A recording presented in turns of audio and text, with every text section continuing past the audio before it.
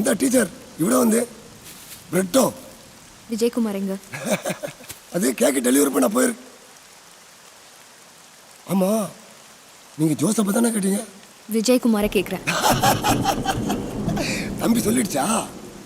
அது பேர் ஜோசப் தாமா. வீட்டில் செல்லமா சாப்பிட்டா விஜயகுமார்னு கூப்பிடுவாங்க. நீங்க தமிழ்நாட்டில் தானே இருந்தீங்க? ஆ இங்க என்ன பண்றீங்க? அது ஒன்றும் இல்லாமா, ஒரு நாள் தம்பிகிட்ட பேசிட்டு இருக்கும்போது சொல்லிச்சு, ஏன்னா இந்த கேரளக்காரங்க எல்லாம் இங்கே வந்து டீ கடை பேக்கரி வைக்கிறாங்களே, நாம ஏன் அங்கே போய் டீ கடை பேக்கரி வைக்க கூடாதுன்னு கேட்டுச்சு. அதான் ஒரு முடிவெடுத்து வந்தோம். இதுக்கு பெரிய பேக் ஸ்டோன் இல்லம்மா. மித்ராவுக்கு என்னாச்சு? நிவி உண்மையிலே யாரோட குழந்தை? விஜய் மேலேயும் நிவி மேலேயும் எனக்கு உண்மையான அக்கறை இருக்கு. அதனால தான் கேட்குறேன். ப்ளீஸ்.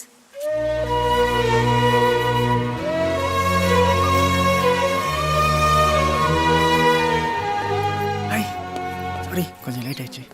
ஏய் என்ன பவுட்டு தானே? வா, முக்கியமான ஒருத்தரை மீட் பண்ணோம். எனக்கே டென்ஷனாக இருக்கு. யார? ஃபாதர். சர்ச் ஃபாதரா? என்னோட ஃபாதர். யூ மீன் மாமா?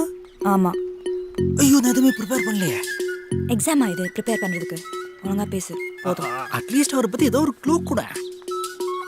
அவருக்கு இங்கிலீஷில் பிடிக்காத வார்த்தை சாரியா? Police. Oh my god, it's me. தாதா அங்கே உட்காந்துருக்காரு இந்த கோபால் தானே உங்கள் அப்பா? வாய் உடச்சிடும். பேசாம வா.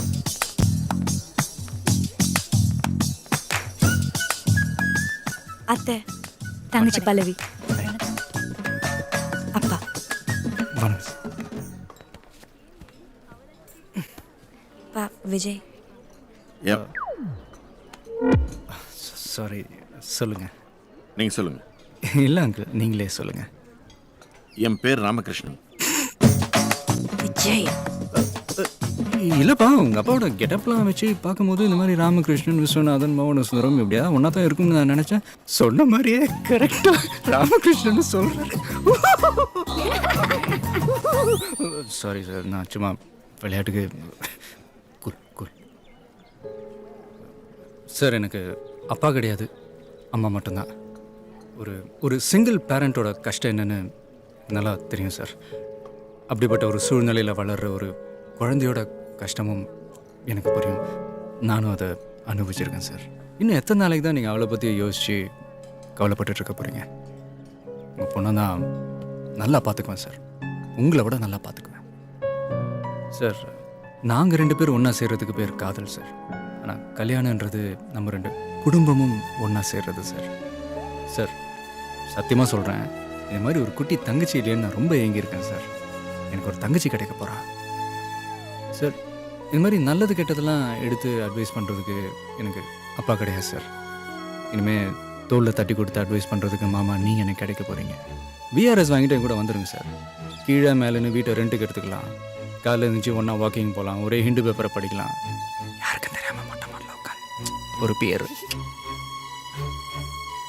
சார். லஞ்சமே வாங்காத நேர்மையான போலீஸ் சார் நான். பேசிக்காக மேக்ஸில் வீக் சார்.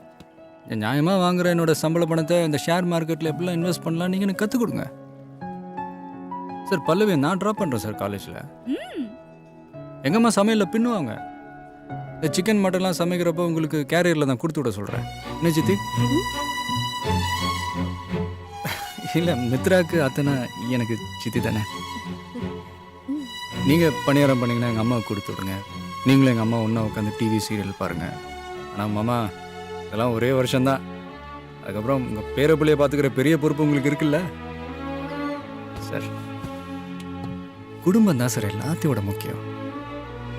உங்களுக்கு பிடிக்கலன்னா இந்த கல்யாணமே நடக்காது சார். நீங்கள் இல்லாமல் மித்ரா எனக்கு வேணாம் சார். சார் நான் ஐஸ் வைக்கிறேன்னு நினைக்காதீங்க, நிஜமாக தான் சார் சொல்கிறேன் சார். ப்ரப்போஸ் வேணால் நான் மித்ரா கிட்ட நான் தனியாக பண்ணியிருக்கலாம். பட் அவங்களோட எல்லாமும்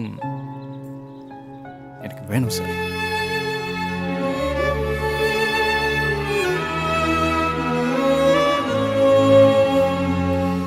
இவ்வளோ பேசியும் நீங்கள் சந்தேகமாக பார்க்குறீங்கன்னா புரியுது. போலீஸ் வேலைன்னா நிறைய ஆபத்து இருக்குன்னு தானே. ட்ரைனிங் பீரியடில் சுட்டது என் வாழ்க்கையில் அதிகமாக நான் சுட்டது தீபாவளி துப்பாக்கியை மட்டும்தான். அவ்வளோ பெரிய காஃபி. தேங்க்யூ. சார் இந்த காஃபியை நீங்கள் எடுத்துக்கிட்டீங்கன்னா என்னை மாப்பிள்ளையை ஏற்றுக்கிட்டீங்கன்னு அர்த்தம். ப்ளீஸ்